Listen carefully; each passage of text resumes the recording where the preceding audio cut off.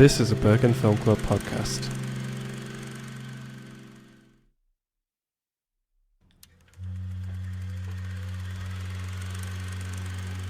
Like an old movie removed from the frame, I am floating and looking for someone to blame.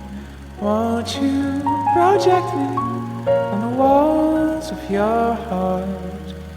I'm waiting for the real thing to start.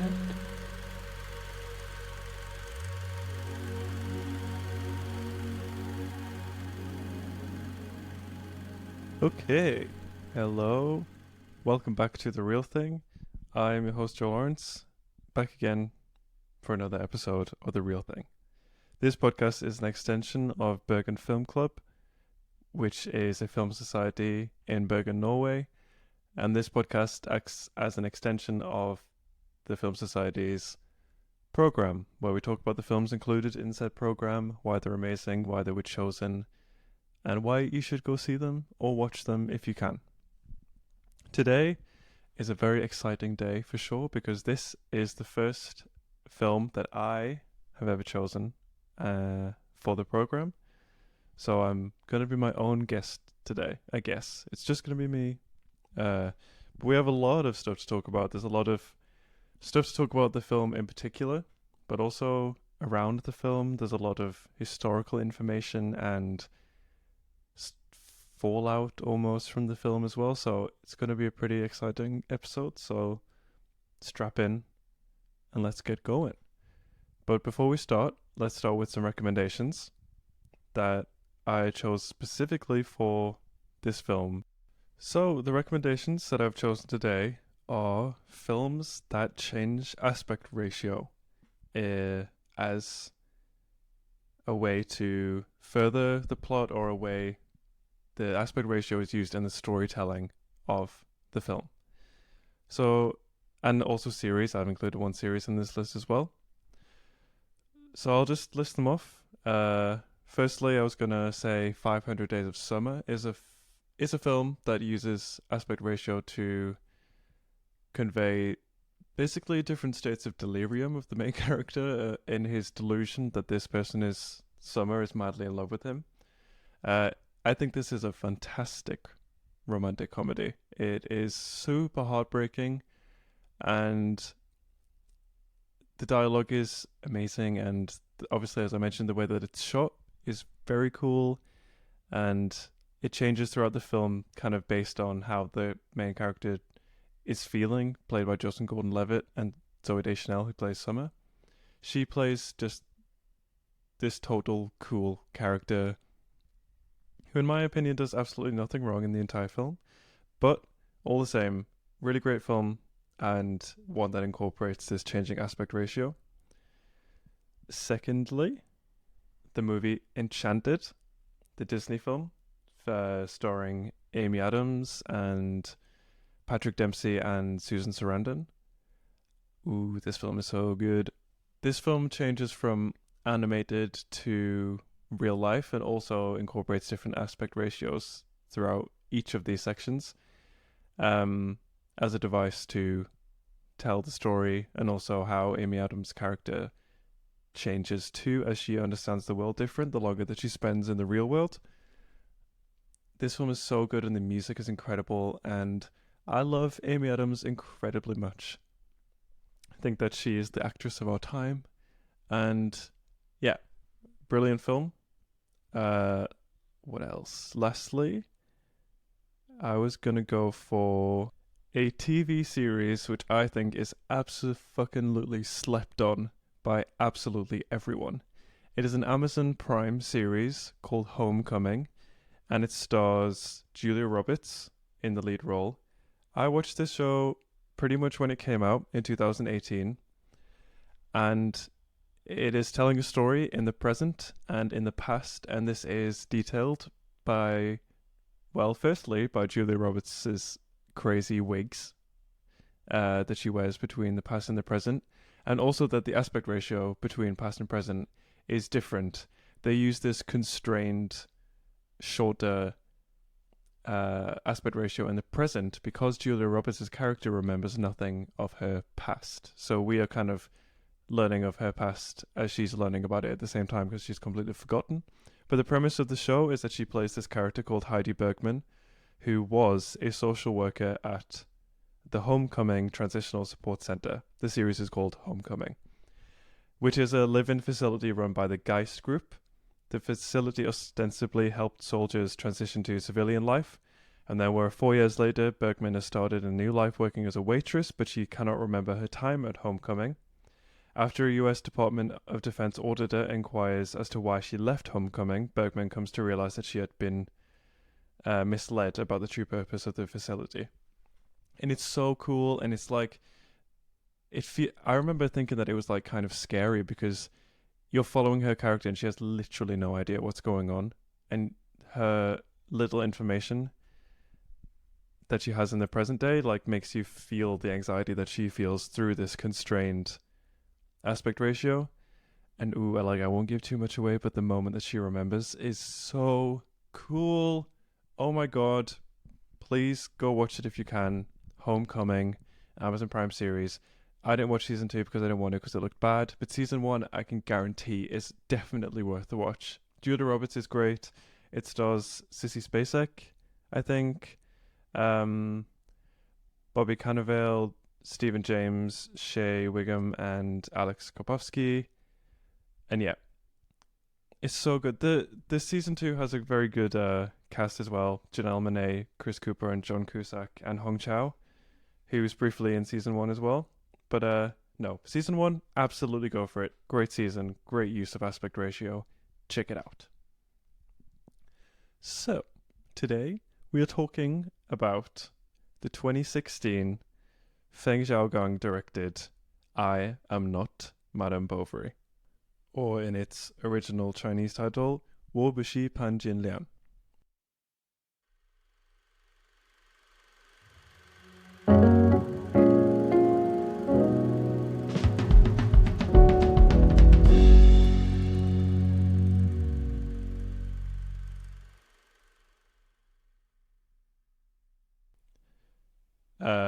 There's a lot to talk about at this film, but maybe I can talk about when I first watched this film.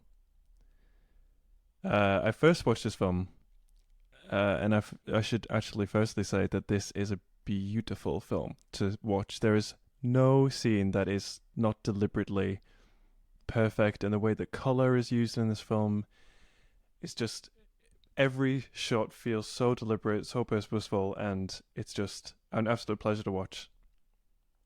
However, the first time I did not see it in the cinema, I saw it when I was flying to Gambia in 2017, and I watched it on my iPad. So not exactly how it was intended to be watched, but I remember thinking even then that it was beautiful, and it has this incredibly unique take that Feng Xiaogang incorporates into the film, is that most of the film is constrained to a completely circular aspect ratio. This is done for a number of reasons. It's firstly done to kind of throw back to the Song dynasty of China, in which usually art being created in this time was sort of constrained to these circular things as if you were looking through a window, which is often how the art is depicted.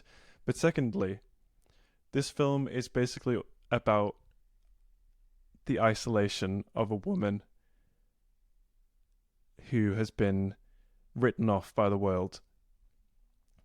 From where she lives in rural China to her circumstance, using this circular aspect ratio really makes you feel how tight and alone, basically, that she feels through the majority of the film.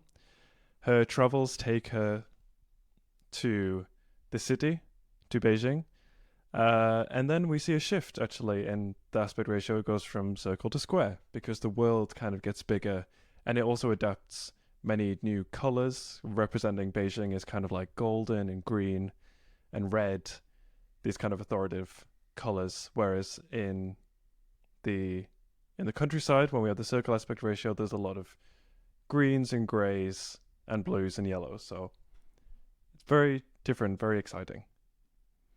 But the basic plot of this film, I will go through a synopsis of. So the main character, who is played by legendary Fan Bingbing, is called Li Julian. And she is a woman who has divorced her husband in order to sidestep a Chinese law which states that married couples can only own one property. In order to purchase another property, Li and her husband concoct a plan to divorce so that they can buy a second property. However, in the process of this, her now ex-husband marries another woman and denies ever agreeing to such a deal with Li. To further outrage and distance himself, he accuses Li of sleeping with other men and basically being a sex worker, and scorns her as Pan Jinlian, or Madame Bovary, which I'll get to in a second. She is outraged by this, obviously, and goes to local authorities to nullify the divorce so that she can legitimately divorce her husband. The authorities are very puzzled by this, as Li is already divorced, so it's very confusing and no one really understands why she wants to do it. She explains her principled approach first to the local police, that she and her husband agreed to divorce under the guise of buying property, but now she wishes to undertake this legitimate divorce, and she crusades for her cause, escalating her issue through each bureaucratic step in the system, from local police to local judiciary to local magistrate, then to the provincial authorities. Well, a lot of things happen to this woman during her journey. She tries to hire her friends as hitmen. She is accused by her ex-husband of fooling around with other men. She is arrested and sent to a re-education camp. She is falsely led into an intimate relationship with a man in an effort by local authorities of ceasing her crusade. And she goes all the way to Beijing to protest her principled stance on nullifying her divorce. During her persistent crusade, her ex-husband dies, leading Li to lament over her now inability to seek retribution for her ex-husband's illicit affair and branding her a sex worker. The movie concludes with Li settling alone in Beijing, running a noodle restaurant where she encounters one of the local officials who impeded her during her early crusade. So the film takes over about 10 years, I believe. She recounts her tale with the official who was fired as a result of her crusade, and reveals that she initially divorced not to buy new property, but so that they could have 2 children. Li was pregnant at the time of the divorce, and a divorce would mean that she and her ex could remarry and have another child. However, during this and her crusade, she had a miscarriage and lost the baby. The movie concludes with Leia accepting her fate and life for what it is and let go of her angst and hate. So it's quite the crusade. It's not much else is sort of discussed in the film, which I've heard be sort of a criticism for the film, which is not necessarily something I agree with. She's just, because the criticisms that I've heard is that it doesn't explore so much the marriage of Li and her husband, but I don't necessarily think that is such a problem, because the film is about her trying to prove her name, like this is the present and this is happening now, and she has this insurmountable battle to get through basically all on her own. So I think it kind of makes sense that so much of the film would be taken up by this, but it's so good, and Fan Bingbing is incredible as the lead. But before we talk about the director, and before we talk about some of the other stuff surrounding the film, I wanted to talk about the film's title. So in English, I Am Not Madame Bovary refers to the literary character Madame Bovary, who is kind of the sex-crazed woman in the 19th century, I suppose. It's a French book originally, I think, and that's kind of the closest literary character that the translators could kind of come up with, I guess, because I don't necessarily think that Madame Bovary has quite the same impact as referring to Pan Jinlian, which is the original Chinese version of an adulteress. So Pan Jinlian is perhaps the most famous of all female villains in Chinese literature because of her 2 cardinal sins she's committed, adultery and the murder of her husband.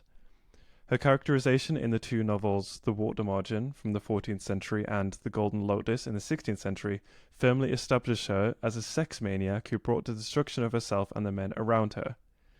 So essentially the story is she is married to a man who goes and fights a tiger, I think.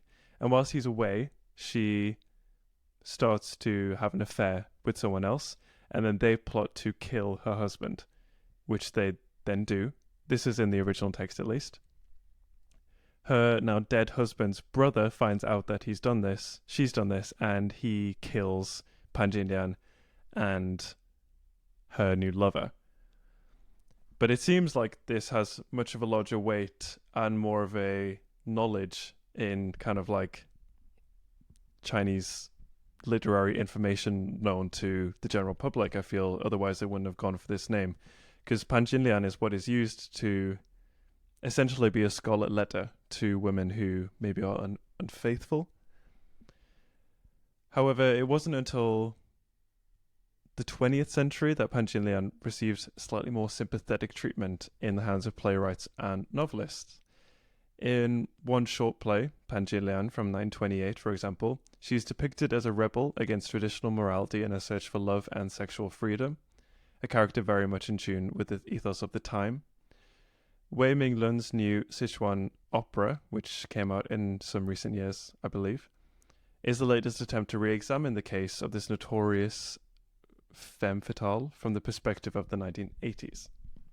So she's like this evolving character that's been used throughout Chinese literary history, which is very interesting, and that it can have such a way, at least in this film, that her credibility is completely lost in a way, because her husband said this, and kind of in the order of the situation, the husband is listened to because he's the man and would be the only one to kind of be the victim of an affair rather than the other way around, which is usually the case, which is bad.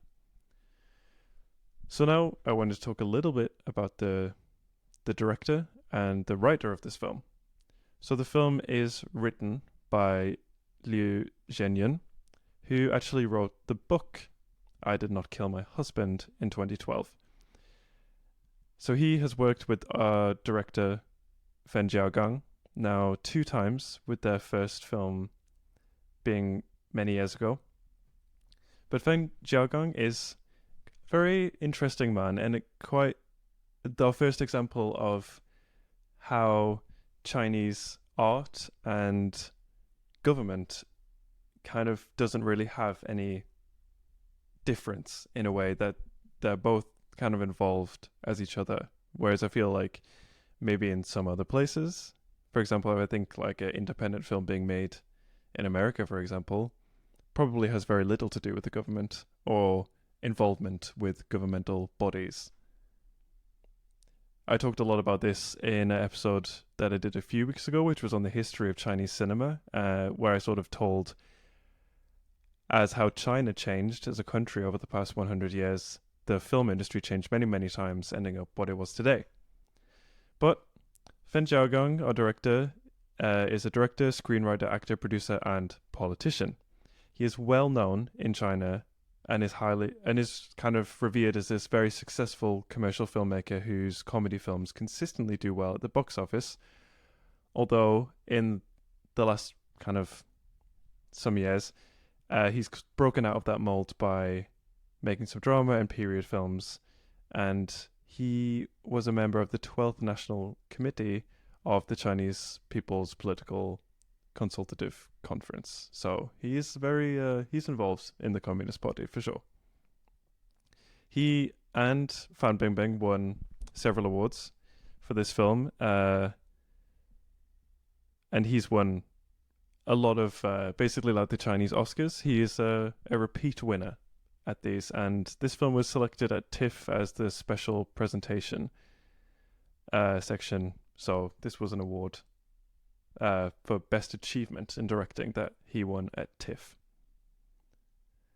So as I mentioned very briefly earlier, this film incorporates 2 different aspect ratios. So I just want to talk a little bit about how this changes and basically what it is and how it's used in film. So it refers to when a screen's aspect ratio, which is basically just how the screen looks, how wide it is or how skinny or circular it is changing to indicate a shift between eras or realms to provide an artistic feel to the story or emphasize the intensity of a situation. The switch can be done either by a frame dynamically moving to fill the screen, which is done in the series Homecoming, so you should watch it because it's super cool, or by a quick cut to another aspect ratio.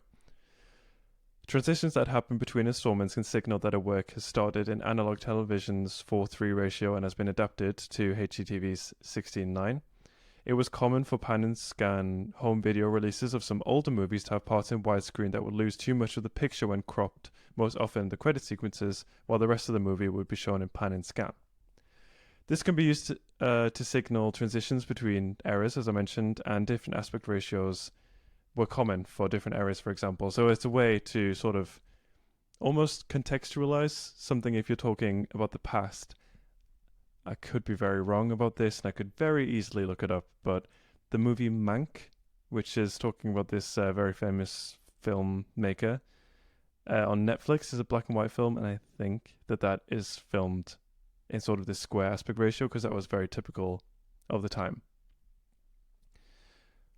And also shifting aspect ratio can be used, but also changing color. For example, we have The Wizard of Oz, for example, that begins in complete sepia tone and shifts into this wonderful Technicolor,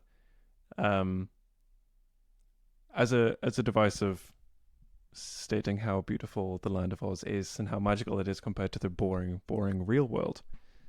And like I said, Madame Bovary incorporates a lot of these color and aspect ratio to discuss the isolation that the main character feels throughout her crusade, and also just how I like to think it's how power is changed, or not changed, but rather reflected through where she is. Like living in the countryside, it's nature, it's countryside, but then when she's in Beijing, you kind of feel you feel the authority through the color almost, because it's this regal red and gold colors that are kind of jumping out at you the whole time that she's there. So you get that feeling for sure. So now I wanted to talk a little bit about the main actress, Fan Bingbing, because she is a very interesting person and very, very cool. So Fan Bingbing is a Chinese actress. From 2013 to 2017, she was included as the highest paid celebrity in Forbes China Celebrity 100 list after ranking in the top 10 every year since 2006. She appeared on Time magazine's list of the 100 most influential people in 2017. Her early works was in East Asian cinema and television, appearing in a drama series My Fair Princess, which was kind of the jumpstart to her career. Her breakthrough came in the film Cell Phone, which was China's highest grossing film of the year, and she's went on to star in several Chinese films, and yeah, winning awards, doing very well in Asia. And in her foreign film roles, she's also been a part of some very big. She was in X-Men, for example. She was in the French film Stretch and the Korean film My Way. So she's just been building this career and having this huge rise to prominence over the last few years and becoming kind of like China's biggest star. So a lot of the information that I got about Fan Bingbing is from this Vanity Fair article, which is what we're going to come to talk about now. So the title of this is The Big Error Was That She Was Caught, the Untold Story Behind the Mysterious Disappearance of Fan Bingbing, the World's Biggest Movie Star. And this is written by Mei Zhong. It's Vanity Fair. It was published in 2019. So we know nowadays Fan Bingbing mostly stays at home, sending messages on WeChat, which is the Chinese WhatsApp. She's working on her English, receiving guests, doing charity work to wash away her sins, and otherwise trying to stay positive. Since before the events of 2019, when she abruptly disappeared from the public view for 3 months, she was busy being China's most famous actress, which is to say, the most famous actress in the world, because of the size and money that is in the Chinese film industry. So I'm going to be taking a lot from this article. So if you want to read it, I definitely recommend it because it's really well written. So Fan Bingbing is China's highest paid female star with a net worth of almost $100 million. She has well over 60 million followers on Weibo, which is China's version of Twitter, and that rivals the total membership of the Communist Party. Crazy. Among her fans, her classical melon seed face, widely viewed in China as a platonic ideal of beauty, has inspired countless acts of copycat surgery. She's often described as bai fumé, a phrase meaning pale-skinned, rich, and beautiful. The rules of China's beauty are rigid, and she follows them, says Elijah Whaley, a market researcher who specializes in China. She has been the face of Adidas, Louis Vuitton, and Moet, selling everything from lipstick to diamonds. They say that you can't take a good selfie with her because she will suck all the beauty away. Her fame caught the attention of the Western Hollywood. As I mentioned, she was in X-Men, but she was also in Iron Man. And yeah, she was in this new spy thriller, but I don't know what it is. But she's just like this incredible, she's a very good actress, and she's always like striving to be a great example to young women and girls in China, kind of proving that you can be this kind of like all-encompassing good entity. However, the trouble began on May 28th, 2018, when Fan was flying to LA with her retinue, including a friend who reportedly got work done to look like her. There's a little detail that they included. On Weibo, a famed TV host named Q Young-yun posted two versions of Fan's contract on the upcoming film called Cell Phone 2. One put her salary at 7.8 million and the other 1.5 million. And the implication was absolutely clear. She had fraudulently declared the smaller sum to the Chinese tax authorities to avoid paying tax on the rest. The contracts were redacted in parts, but you could still see the kind of faint outline of the famous Fan name. At first, no one thought anything of it. For example, everyone knew that Kui, who was a household name in China, had an ongoing feud with the makers of Cell Phone 2, which was a sequel to Cell Phone, which was her breakout role and the highest grossing film of 2003. And she also looks a lot like Kui, so apparently that's a reason of their beef. And besides, the hiss of gossip always trails stars like Fan. She's obviously this famous. If you were to believe the Hong Kong tabloids, Fan's brother Cheng Cheng is actually her illegitimate son. They're 19 years apart. Fan was said to have gotten her upper lip surgically enhanced, her chin shaved, fat removed from her thighs. She was dating a rich guy. No, she was dating the other rich guy. In fact, there are a set price for a night with her, 2 million won, or $300,000. It said so in a booklet that supposedly lists the going rates of all A-list actresses. So huge rumor mills around her all the time, so it's like hard to pick the truth out of what is actually going on. So there was every reason to think that this information or this scandal would just come and go like any other celebrity gossip. But 12 hours later, when she landed in LAX, it seemed like the world had turned against her. So she was born after the death of Mao Zedong and has lived her entire life governed by the go-go brand of capitalism introduced by its successor Deng Xiaoping. At 37, she belongs to the first generation that has been allowed to amass private wealth under the informal slogan, "Let some people get rich first." Still, with many Chinese earning pre-reform salaries of less than 10,000 a year, fans were shocked to learn how much Fan could command only for 4 days of work. Most people were astonished, says Ming Kui, who produced the Fan vehicle Sophie's Revenge. People knew she made money, but they didn't know that she made that much money. And even worse, Fan had tried to shrink her civic duty by trying to keep most of her morally suspect gains for herself. Her production company immediately issued a statement denying the charges and informing Kui that they had retained the services of a Beijing law firm. Kui apologized to Fan and retracted the accusation. By then, it was already a national scandal. A week later, on June 4th, the Central Tax Authorities deputized the local tax bureau in Jiangsu, the coastal province where Fang's company was registered, to launch an investigation. Shares of the company associated with Fan plunged to 10%, the maximum daily limit on the Chinese stock market. 3 days later, Chinese censors banned all stories on the internet about taxes, films, and Fan Bingbing. The movie industry at large also fell under scrutiny. On June 27th, 5 governmental agencies, including film and tax authorities, issued a joint directive capping salaries for on-screen talent at 40% of the movie's total production budget.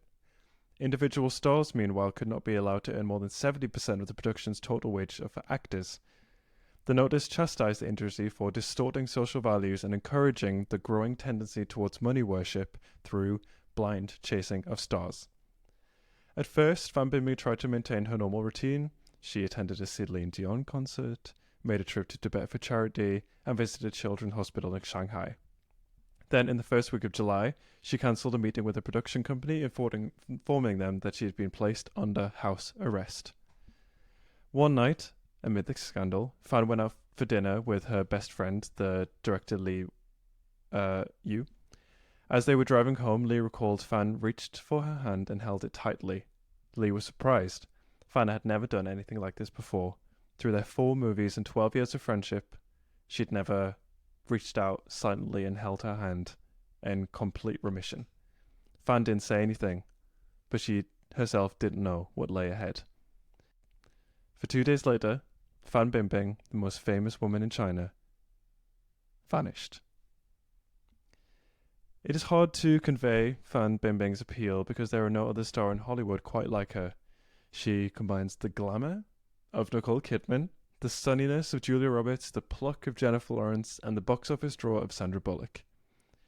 In Beijing, she is the literal girl next door. Nearly everyone that the writer of this article met claimed to be her neighbor. A lawyer told her that her house was next to his, a gated community protected by razor wire. An actor said that he saw a black SUV parked in front of his apartment building, so the rumors just went and went. She was raised in the port city of Yantai, overlooking the Korean Bay. Her grandfather was general in the Naval Air Force. Her grandmother gave the Chinese character Bing, or Ice, to honor their family's tie to the sea. She grew up watching her father, a pop singer, perform at regional competitions. Her mother was a dancer and an actress. Both were party committee members and served as cadres in the cultural division of the local port authority. When Fan's middle school teacher suggested she take up music, they bought a piano and a flute. The family was poor, and young Fan knew this.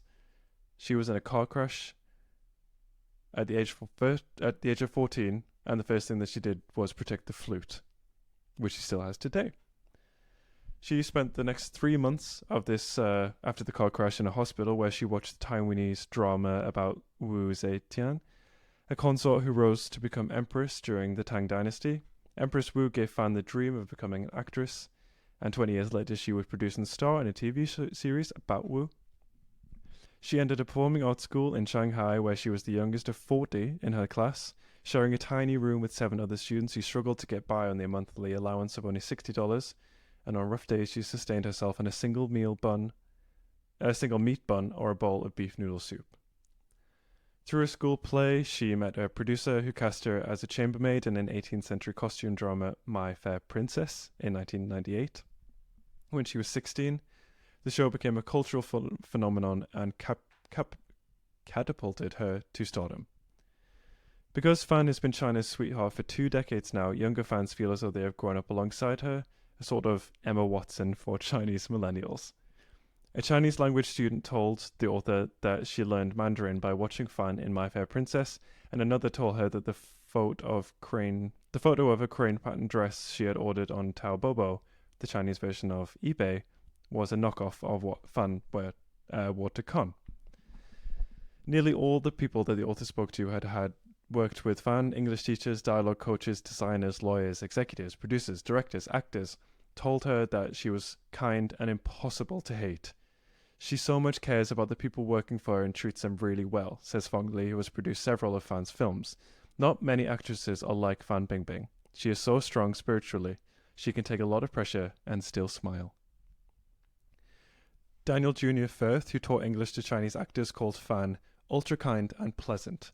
Even though she was always surrounded by people who felt were more important than he was, Firth said Fan made sure he never got that sense of being neglected or put to the side, which is rare in a society that is so hierarchical. Once she called him up to say she had front row tickets to the National Theatre, would he like to come? And afterwards she offered to drive him home. There was no stunt about it, he said. It was just a nice thing that she did for him. She is also, by all accounts, a very hard worker. She runs her own acting school, production company, and cosmetics line, sleeping only 4 hours at night. Quay, the producer, recalled a rock climbing sequence fan shot for Sophie's Revenge. She showed up with a fever, and even though the producer offered to reschedule, she said no and that she would keep going. She was okay to climb. She said, but that they would have to dub her voice because she was too ill to speak, and that they worked through the night. In 2015, a reporter asked Fan whether she was going to follow the custom and marry rich. I am not going to marry rich. She responded, I am rich. Which, slay. Her brashness earned her nickname Fan Ye, akin to Mustafan, a title usually reserved for men. She is like a strong man inside, said Feng, the producer, but outside she is like a pretty girl.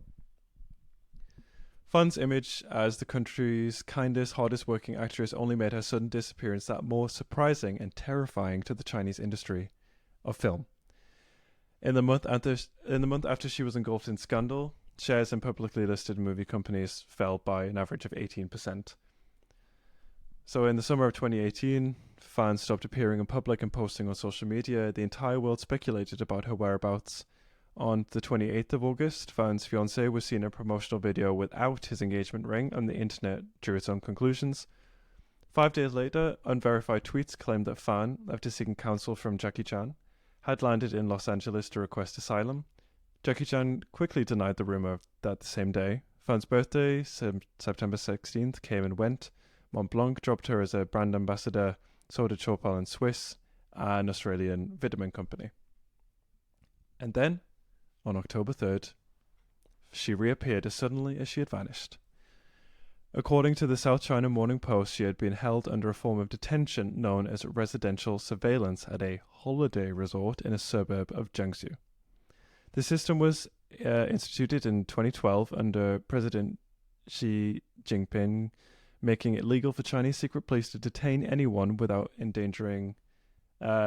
charged with endangering state security or committing corruption and hold them for an undisclosed location for up to 6 months without access to lawyers or family members. Jesus Christ. Sources close to Fan told the author that she had been picked up by the plainclothes police. While under detention, she was forbidden to make public statements or use her phone. She wasn't given a pen or paper to write with, and she wasn't allowed privacy even to take showers. Fuck. Jesus. After her release, Fan issued an obsequious apology on social media, saying she has endured an unprecedented amount of pain, and she felt ashamed and guilty for not setting a good example for society and industry. She went on, Today I'm facing enormous fears and industries over the mistakes I've made. I have failed the country, society's support and trust, and the love of my devoted fans. I offer my sincere apologies here once again. I beg everyone's forgiveness. She concluded with a reference to the Chinese popular song from the 1950s. Without the party and state, without the love of the people, there would be no Fan Bingbing. The same day, tax authorities reported Fan had declared only a third of her $4.4 million salary for Airstrike in the Chinese action film starring Bruce Willis. The movie's release was cancelled and a warrant was issued for one of its investors. Fan's longtime agent and former nightclub manager Mu Xiaogang was found destroying the company books and was taken into custody. Fan was ordered to pay up or around $131 million in taxes and penalties, including $70 million from her own personal money. In fact, the producer told the author that Fan wound up paying actually only $2 million of her own money, which she raised by borrowing funds and selling off properties. And it could have been worse. Until 2009, first-time tax offenders in China could be charged and criminal liability, and until 2011, economic crimes such as tax evasion were punishable by death. The harsh treatment of China's biggest star sent a clear signal to everyone in the Chinese film industry. The boom days of the past were coming to an end. When the People's Republic of China was established in 1949, actors and actresses were renamed film workers in an effort to cut capitalistic connections and remold them into socialist citizens, according to Sabrina Xiongyu, a scholar of Chinese film.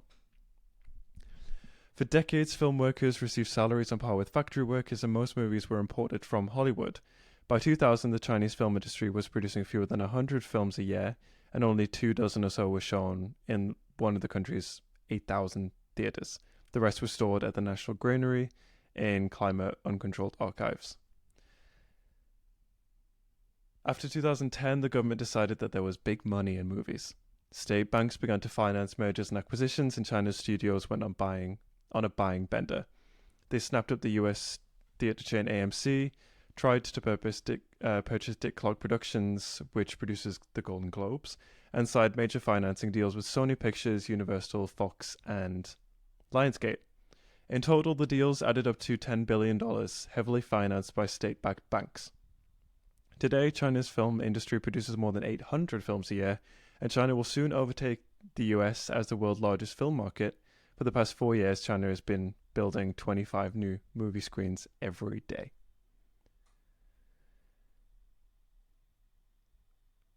In March 2018, President Xi established the National Supervision Commission, granting it sweeping power to investigate corruption and tax evasion. Suspects can now be legally kidnapped, interrogated, and held for as long as 6 months. That same month, he also gave the Central Publicity Department, which heads the propaganda efforts, the authority to regulate the film industry. Films that had passed the censors years ago have now been retroactively banned. The liminal space where you can get away with stuff, that's gone, said Michael Berry, a professor of contemporary Chinese culture at UCLA. Fan's issue was not that she was evading taxes. The bigger error was that she was caught. So it's just like very intense story and I really encourage you to read the rest of that article because it's very well detailed, and I don't think that she has been working much since then due to this scandal, but also I'm Not Madame Bovary is kind of I would say satirical dark comedy, really kind of outlining the issues with a lot of Chinese laws at the time, some of which have been overturned now, but there is still basically this fear that everyone lives in of the government, which is just kind of directly controlling everything that they consume, which is scary. And I think it's important not to write off countries like this. It's important to understand why these things have happened. In the episode that I did about the history of the Chinese cinema, I feel like I can hold my hand up and say that prior to learning about this, I would have just been like, oh, China is a bad country because of this, this, and this. And maybe, whilst I disagree on the idea of legal kidnapping by the government and interrogation and the amount of fear that I imagine a lot of business people deal with, the idea that they can just be put in prison for stepping one toe out of line. I feel like I learned by learning about it, it doesn't just seem so cut and dry, and that it's a very complex issue. And while I still don't agree, I think there's definitely it's important to understand cultures. Just because they're not the same as the West doesn't mean that it's wrong. It's just different. And why is it different, and how is it different? It's important to understand, because if you want to make any movement before judging, I think you need to learn. But yeah, very excited for people to hopefully come and see this film. It's being shown the day, this episode is coming out the day after, so I hope that if you came, I hope you had a nice time. I hope you liked the film. But yeah, now the film club is just we're gearing up for Biff, which is going to be happening until the end of the month. So hope that people will come and check the great slew of films. I personally cannot wait to see Poor Things, and I cannot wait to see The Boy and the Heron, the new Miyazaki film. So that's going to be great. But I hope that people have enjoyed this episode. It's been very interesting to research, and I hope that you will want to go see this film, because it's definitely something that I think everyone should experience, because it's very magical for me. I think it's great. But thank you very much for listening. I hope that you've enjoyed I've been Joel Lawrence, your host. This has been The Real Thing. Thank you, and goodbye.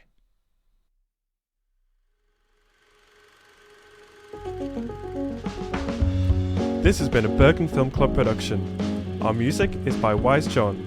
Check them out on Instagram at WISEJohnOfficial. Our logo is by Pia Sofia Brentersen. This episode was produced, mixed and engineered by Joel Lawrence.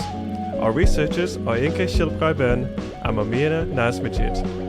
Want to talk to us about films? Then please send us an email at podcast@bergenfilmclub.com. Follow the show on Instagram and Twitter at TheRealThingPod. Check us out on Letterboxd at BFK The Real Thing. Thank you and goodbye.